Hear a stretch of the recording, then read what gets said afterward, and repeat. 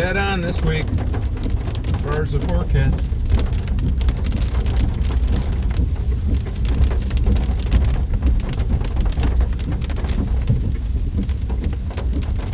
Man, I was just thinking this morning laying in bed. I got a good night's sleep last night. I could not believe I got it this made.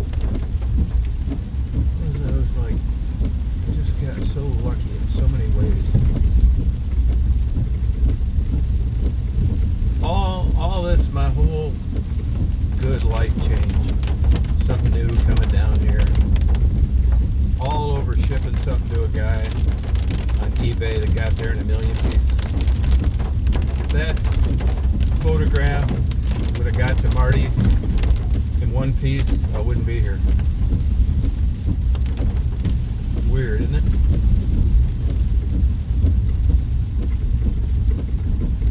He says God brought us together. Can you believe that? And it's so weird because we got a lot of similarities. We don't hang around like you'd think. And if one of us tried to do that, we probably would be friends. It's crazy. The old pond will be, the old creek will be getting up. You know, it takes a long time though. Even though it's rained all night, I just checked my rain gauge. Not that much, really. Maybe a 1/16 of an inch.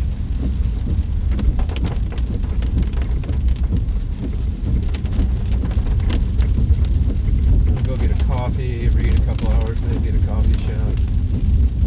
You know, I go to these bookstores so much, and I get so much stuff delivered to me that the likelihood of me running into a used book that I haven't seen is pretty low. And so if it's not like a beautiful day or I want to get something to eat at a bookstore, it just doesn't make sense to go there.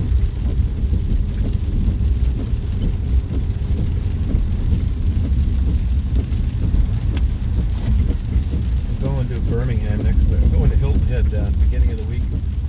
And then next week Birmingham. I'm really looking forward to that. Birmingham's got a lot.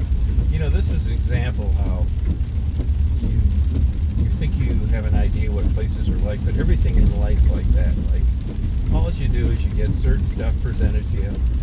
You don't go around researching every city in every country, and you run across things through happenstance, friends. You see something on TV, you're watching something on YouTube. It's like, oh, that kind of looks good. You know what I mean? And for my whole life, that's how I chose where to go on vacation, or places that I'd like to visit, or books that I'd like to read about it, or research articles about it on the internet, that kind of thing. And I always just kind of wrote off Louisville and Birmingham, Alabama as just places that just interest me. High crime, just nothing. I've learned that the places that you pique your interest, they have something super cool, waterfall, some killer bridge, some like freak natural growth trees, and a park near there. Some reason to make you go there, It's just those places, like, why would anybody want to go there? And then, the YouTube interviews kind of took me to Louisville. It's a great place. I don't like it as much as Lexington. There's a lot of cool things down here. Right across the river is Indiana. And the same thing happened to me with Birmingham. I mean, 10 years ago, you couldn't have paid me to go to Birmingham. I've been there about 10 times for like a night or passing through, or I knew people from there, and it's like, this place sucks. It just doesn't interest me. It seemed like the whole place hinged themselves on, Martin Luther King and those kind of things. And which wasn't, I did have an interest in, but not enough to go there for vacation. And then I just got there a couple times in the last couple years. Now I'm going to Birmingham for a few nights, and I'm really looking forward to it. It's got, really, for a guy like me, everything. Light. It does have high crime, but I love great train watching, good southern restaurants, a lot of bookstores. this South, there's something to these people being really friendly, especially here, everywhere in the South, really. I don't know whether that's just, pounded into people when they're young in school and fortified by the parents, but it's a noticeable difference from up north. Southern hospitality, there's truth to that.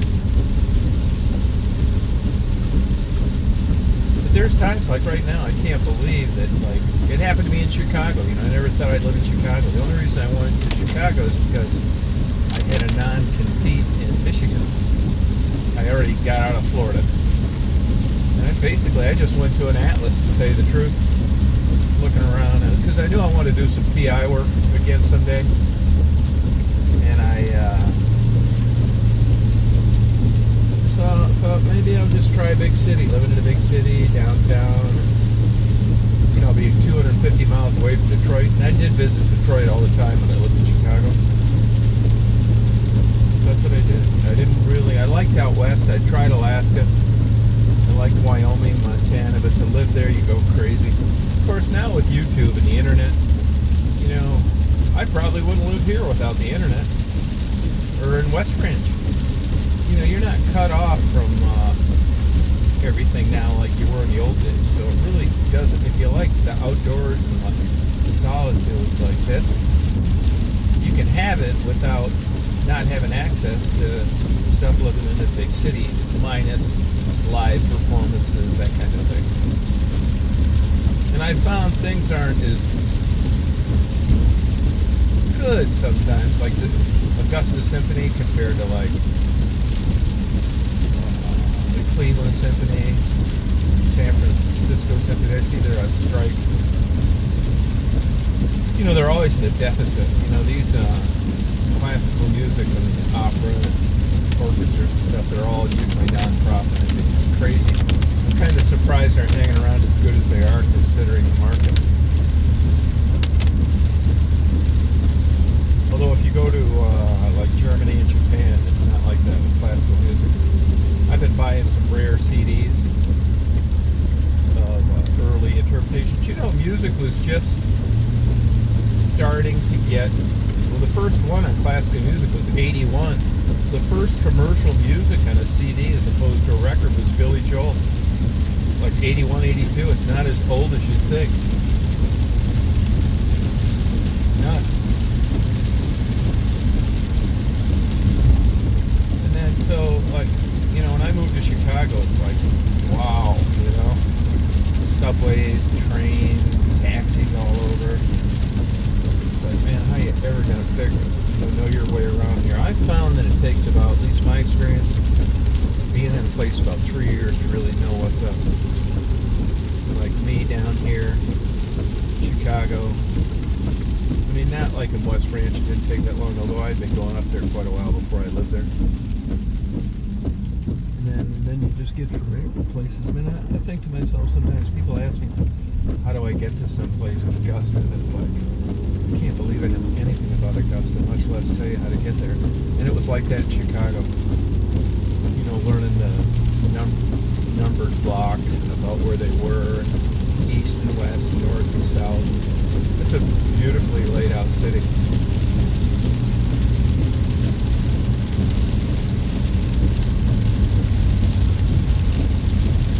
And I lived out here about 40 years ago. Cherokee, Woodstock actually, Cherokee County. I didn't like it at all. No alcohol, no porn. It's just I just couldn't take it. I have withdrawals. No massage parlors, strip clubs. It wasn't for me. I came to grips with my vices.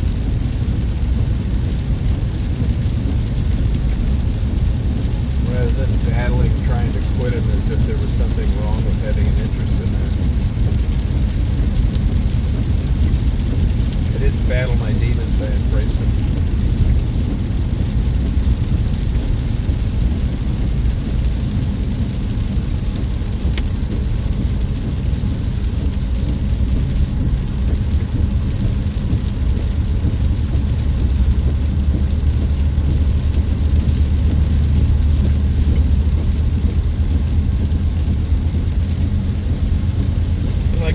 this actually. I get more done.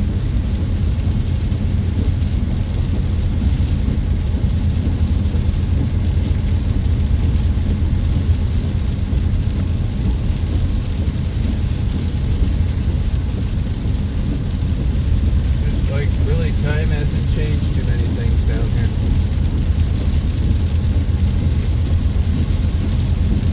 Figured out why my recorder stopped. Hey, I had this happen with the trail cam too a few months ago.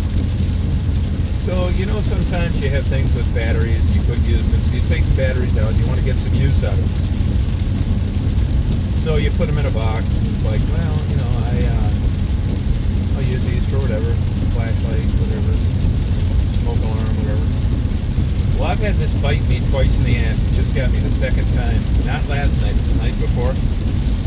Let's say you got a trail cam and it takes 8 batteries. You got a high-end recorder that takes 4 like I do.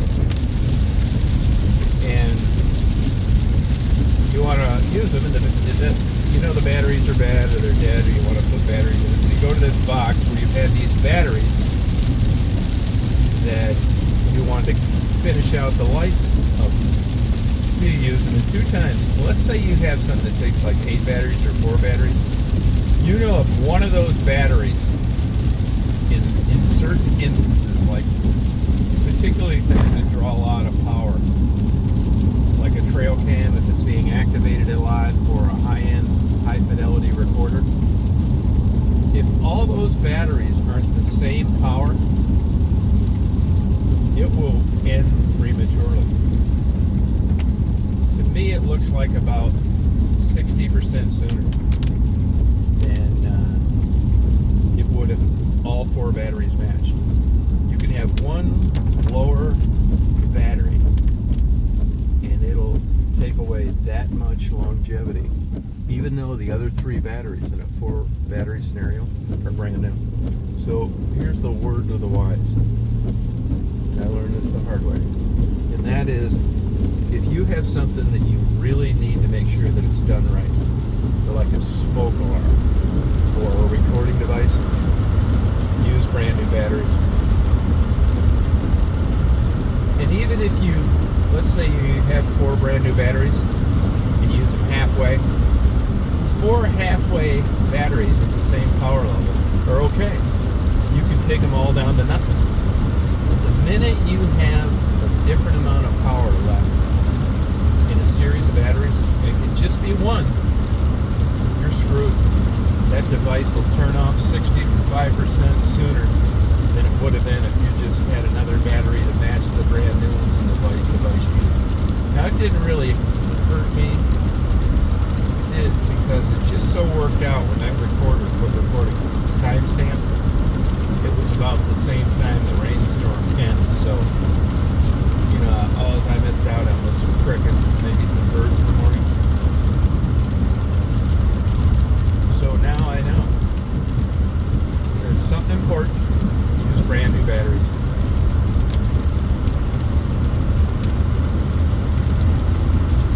And I scrolled up and down the blogs of that recorder that I have. People have had this happen before, and nobody talked about that.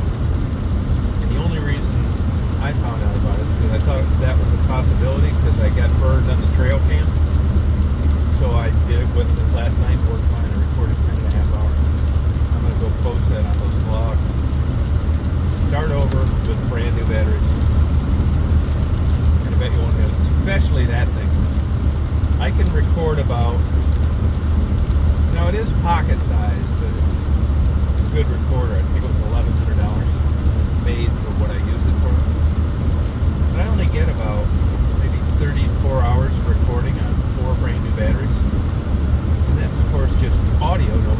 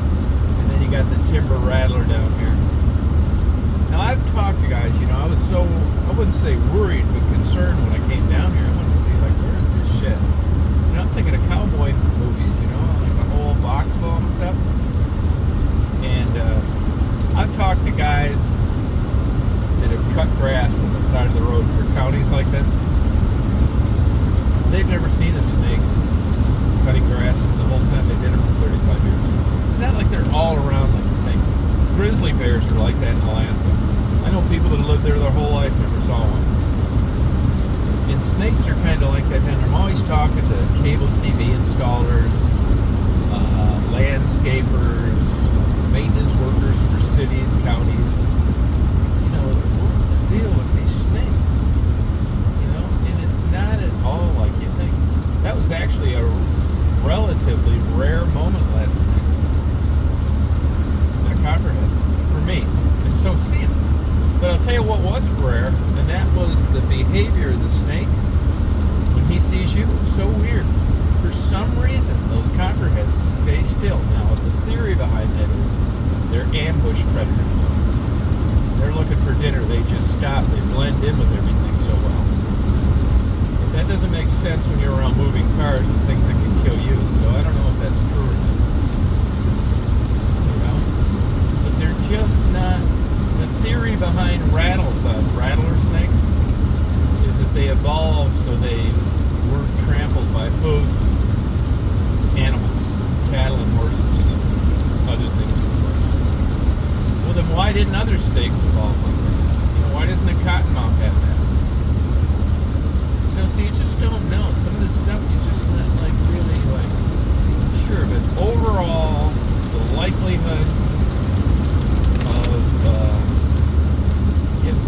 90% of people that get bit are trying to capture and kill the snake. And a percentage of the bites are dry bites. These mature snakes, they need that venom to survive. They don't want to be blowing it on bullshit. And I'm not saying that they have the discretion to, oh, this is a person, let me just bite him and not inject any venom. I don't know why that works the way that it does. This myth that, like, you're better off getting bit by an adult than a young one because they can control their venom is nonsense. It's not true. There's no science behind it. What is surprising, though, like I said on that video I did, snakes strike at 20 feet per second. And if you look on YouTube videos, you'll see when they get bit. They don't even know they were bit. They didn't even see a snake. All of a sudden, you got a pain. You reach down. You see these two tiny holes. Like, what the fuck is this? Bit by a snake? Venomous snake, and it swells, does nerve damage, all sorts of clots, blood, all sorts of shit. You do not want it to happen, especially at my age. I mean, if I'm back by the creek and I don't have a phone, and I've walked back there, which is back by the pond, and I got bit by a timber rattler, that'd probably be the end of the road for me. It's about 1.5 miles long. You're supposed to stay calm, all that shit. Well, I got 1.5 miles before I'm even going to be able to call anybody. And I'm not, if it happens, it happens. But I'm not walking around with the damn NASA 13-pound satellite phone because of this. I hope it doesn't happen, but if it does, I'm not making any calls to anybody. I'm not dragging all that bullshit around. It's the same with shark bites, stuff like that. You know, the likelihood of getting attacked by a shark. You look at a place like Florida, you look all up and down those coasts, all those people swimming all the time. When you get one attack here, two, it's not fatal usually.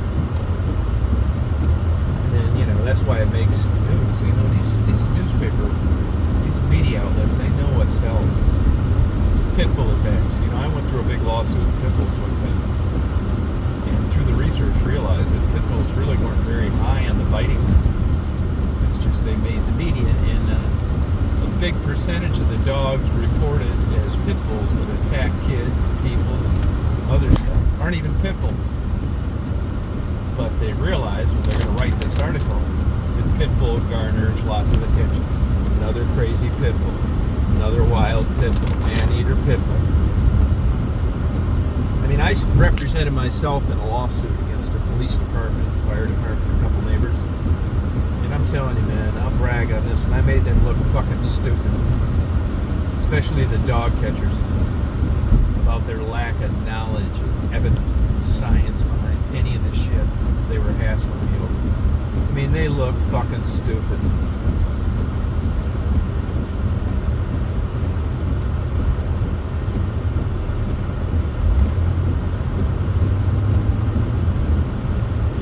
But, you know, and you got a lot at stake. I didn't really have a lot of stake, even if I won, which is why I represented myself. You ever get in major trouble?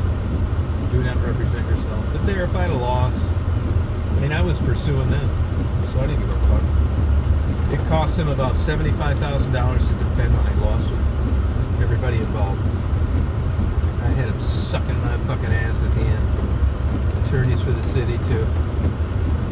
Yeah, it's because they knew there was a chance I'd take it to a black liberals jury that hated any authority, even as a whitey.